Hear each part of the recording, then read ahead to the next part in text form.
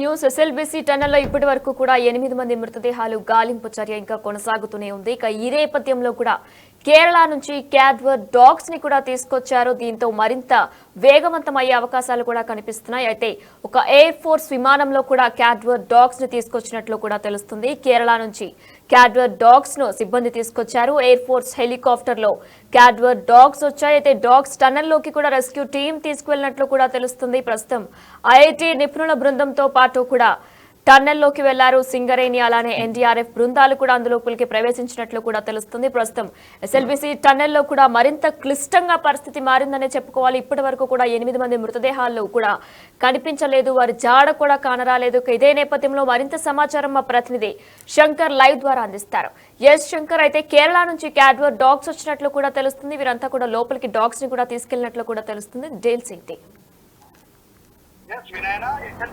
Yes వినయన, SLBC tunnel దగ్గర ఉత్కంఠ rescue operation జరుగుతుందనే చెప్పవచ్చు. ప్రధానంగా కేరళ నుంచి క్యాడవర్ డాగ్స్ను రప్పించడంతో ప్రస్తుతం రెస్క్యూ ఆపరేషన్ పూర్తి స్థాయిలో క్షణక్షణం ఉత్కంఠతకు దారితీస్తున్నటువంటి పరిస్థితి కనిపిస్తుంది. కేరళ నుండి వచ్చినటువంటి క్యాడవర్ డాగ్లకు ప్రధానంగా లోపల ఎక్కడైతే కూరుకుపోయినటువంటి లోపల ఉన్నటువంటి డెడ్ బాడీల ద్వారా వచ్చే స్మెల్ ఆధారంగా ఇవి గాలి నుండి ఆ వాసనను పసిగట్టి ఎక్కడైతే ఆ డెడ్ బాడీలు కూరుకుపోయి ఉంటాయో అక్కడికి వెళ్ళి వాటిని అక్కడ ఉన్నటువంటి ప్లేస్లను గుర్తించడంలో వీటికి ప్రత్యేకమైనటువంటి శిక్షణనిస్తారు. ప్రధానంగా మేజర్ కేసులలో పోలీసులు ఛేదించలేనటువంటి వాటిల్లో కూడా ఈ క్యాడవర్ జాగిలాలను వాడి అక్కడ ఉన్నటువంటి కేసులను కూడా పరిష్కరించినటువంటి ఎన్నో సంఘటనలు కూడా ఉన్నాయి. ఇదే తరుణంలో వీటి గురించి తెలుసుకున్నటువంటి ఇక్కడ ఉన్నటువంటి అధికారులు కేరళ నుంచి ప్రత్యేకమైనటువంటి హెలికాప్టర్లలో ఈ క్యాడవర్స్ డాగ్తో పాటు వాటికి సంబంధించినటువంటి సిబ్బందిని కూడా ఎస్ఎల్బీసీ టన్నెల్ దగ్గరికి తీసుకువచ్చారు. ఎస్ఎల్బీసీ టన్నెల్లో ఎన్డీఆర్ఎఫ్, అదేవిధంగా ఎన్జీఆర్ఐ, సిస్మాలజీ, అదేవిధంగా మిగతా బృందాలతో కలిపి ఈ యొక్క క్యాడవర్ డాగ్లను ఇప్పటికే టన్నెల్లోకి పంపించినటువంటి పరిస్థితి ఎస్ఎల్బీసీ దగ్గర చోటు చేసుకుంటుంది. దాదాపు రెస్క్యూ ఆపరేషన్ ప్రారంభమై 13వ రోజుకు కొనసాగుతుంది. ఈ క్రమంలో ఈ డాగ్స్ రాకతో ఒక్కసారిగా అక్కడ రెస్క్యూ ఆపరేషన్ మరింత వేగవంతమైందని చెప్పవచ్చు. ఖచ్చితంగా ఈ డాగ్స్ ఆ యొక్క వాసన ఆధారంగా లోపల ఎక్కడైతే డెడ్ బాడీలు ఉంటాయో వాటిని గుర్తిస్తాయని చెప్పి కూడా ఇక్కడ ఉన్నటువంటి అధికారులు ఆశాభావం వ్యక్తం చేస్తున్నటువంటి పరిస్థితి కనిపిస్తుంది.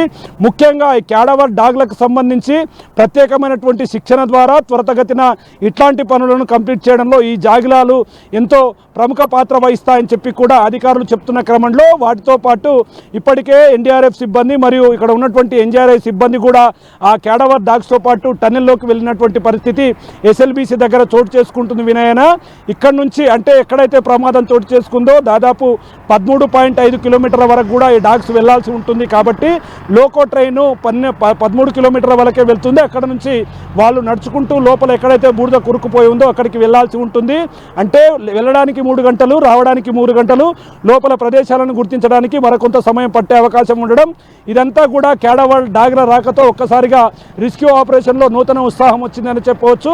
ఖచ్చితంగా ఇవి గుర్తిస్తాయి, అక్కడ ఉన్నటువంటి స్పాట్లను కూడా ప్రధానంగా ఇవి రికగ్నైజ్ చేస్తాయని చెప్పి కూడా అధికారులు చెప్తున్నటువంటి ఈ క్రమంలో మరో 10 గంటల లోపల దీనికి సంబంధించినటువంటి అప్డేట్ అంతా కూడా బయటికి రానుంది.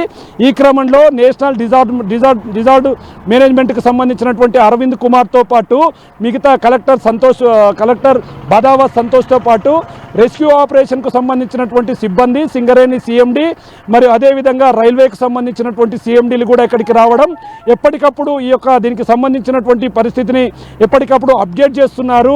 దాన్ని ఫాలోఅప్ చేస్తూ త్వరితగతిన లోపల చిక్కుకుపోయిన వారికి సంబంధించినటువంటి ఆచూకీ కోసం అయితే పూర్తి స్థాయిలో ఆర్నిశలు కష్టపడుతున్నటువంటి పరిస్థితి అక్కడ కనిపిస్తుంది. ఇక మనం దృశ్యాలలో కూడా బిగ్ టీవీ దృశ్యాలలో కూడా క్లియర్గా చూడవచ్చు. వాటిని హెలికాప్టర్ల ద్వారా తీసుకురావడం, అక్కడ నుంచి వాహనాల ద్వారా పైభాగం నుంచి ఈ ఎక్కడైతే కింద టన్నెల్ ఉందో అక్కడికి దాదాపు 4 కిలోమీటర్లు ఉంటుంది. ఈ 4 కిలోమీటర్ల మీద టన్నెల్ దగ్గరికి తీసుకుపోవడం, అక్కడ లోకో ట్రైన్లో ఈ యొక్క క్యాడవర్ డాగ్లను లోపలికి తీసుకువెళ్ళి అక్కడ ఎక్కడైతే అనుమానితంగా ఎక్కడైతే లోపల కూరుకుపోయి ఉంటారో ఆ ప్రాంతాలలో వాసన వచ్చే ప్రాంతాల్లో కూడా వీటిని రంగంలోకి దింపి ఆ యొక్క డెడ్ బాడీలను గుర్తించే ప్రక్రియను శరవేగం చేసేందుకైతే అన్ని కసరత్తులు మొదలుపెట్టారు.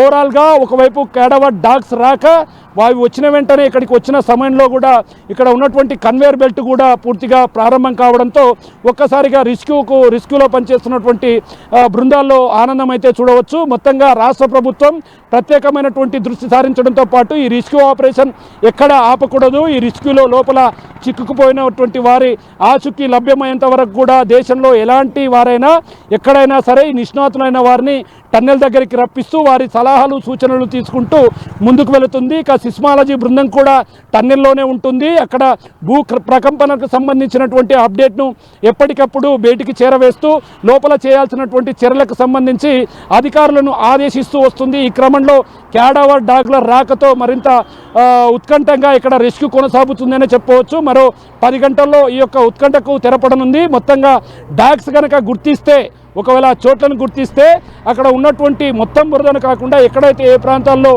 అవి గుర్తించాయో ఎక్కడైతే అక్కడ మార్కింగ్ చేయడంతో అక్కడ డెడ్ బాడీలను తీసుకురావడం చాలా సులువుగా ఉంటుందని చెప్పి కూడా ఇక్కడ ఉన్నటువంటి అధికారులు చెప్తున్నారు. మరి ఈ క్యాడవర్ డాగ్ల రాక్ అనేది కూడా పూర్తి స్థాయిలో రెస్క్యూ ఆపరేషన్లో మరింత ముందడుగానే చెప్పాలి. ఒకవైపు కన్వేయర్ బెల్ట్ పునరుద్ధరణ క్యాడవర్ డాగ్లతో మరింత ముందుకు వెళ్ళే అవకాశం కనిపిస్తుంది. ముఖ్యంగా క్యాడవర్ డాగ్లు అనేటివి కూడా ఖచ్చితంగా పసిగడతాయి.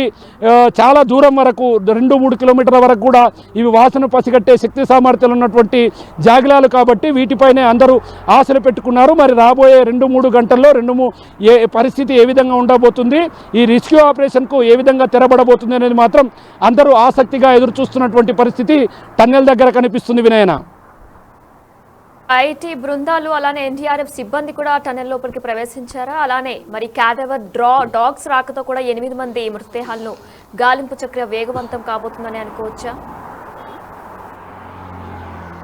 ఎస్ వినయన, ఇప్పటికే ఉదయం నుంచి కూడా ప్రధానంగా సిస్మాలజీ బృందంతో పాటు మరోవైపు జియోలాజికల్ బృందంతో కూడా సర్వేలు నిర్వహించారు. ఇక రోబోటిక్కు సంబంధించిన కంపెనీ ఒక బృందం కూడా, హైదరాబాద్కు చెందినటువంటి బృందం కూడా లోపలికి వెళ్ళింది. రోబోల ద్వారా కూడా ఇట్లాంటి వాటిని గుర్తించవచ్చా అనే క్రమంలో కూడా ఒకవైపు చర్చలు జరుగుతున్నాయి. ఇదే క్రమంలో క్యాడవర్ డాగులు లోపలికి రావడం, టన్నెల్లోకి వెళ్ళడం అనేది కూడా ఈ రెస్క్యూ ఆపరేషన్కు శుభ పరిణామం అనే చెబుతున్నారు. వీరితో పాటు 11 బృందాలు, 630 మంది రెస్క్యూ సిబ్బంది ఈ రెస్క్యూలో పాల్గొంటుండడం పూర్తిగా రెస్క్యూ ఆపరేషన్ను మరింత ముందుకు వెళ్లేందుకు ఖచ్చితంగా దోహదపడుతుందని చెప్పి కూడా ఉన్నతాధికారులు చెప్తున్నటువంటి పరిస్థితి ఇక్కడ కనిపిస్తుంది. విధంగా ముఖ్యంగా ఈ క్యాడవర్ డాగ్లు మరి అదేవిధంగా అంటే ఇతర బృందాలు కూడా ఈ రెస్క్యూ ఆపరేషన్లో ప్రధాన పాత్ర పోషిస్తున్నారు. ఇప్పటికే NDRF, SDRF, MARCOS, army, navy, rat hole మైనర్స్తో పాటు మళ్ళీ ఈరోజు ఈ క్యాడవర్ డాగ్స్ కూడా దీంట్లో ప్రత్యేకమైనటువంటి పాలు పంచుకోబోతున్నాయి. ఇప్పటికే ఎన్డీఆర్ఎఫ్ సిబ్బందితో ట్రైన్ చేయబడినటువంటి జాగిలాలతో పూర్తిగా లోపల వెతికినప్పటికీ అక్కడ పెద్దగా వాటి వల్ల ఫలితం లేకపోయింది. అందుకే క్యాడవర్ డాగ్లను కూడా ఇక్కడికి రప్పించారు. మరి రాబోయే 2-3 గంటల్లో కూడా పరిస్థితిని ఎప్పటికప్పుడు బయటికి వివరిస్తామని చెప్పి కూడా అక్కడ ఉన్నటువంటి ఉన్నతాధికారులు చెప్తున్నారు. వినయన, right, thank you Shankar.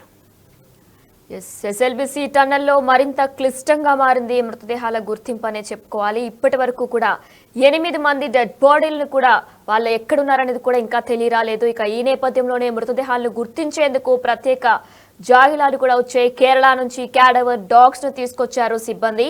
Air force helicopter లో క్యాడవర్ డాగ్స్ వచ్చాయి. డాగ్స్ ని టన్నెల్లోకి కూడా రెస్క్యూ టీం తీసుకువెళ్ళినట్లు కూడా తెలుస్తుంది.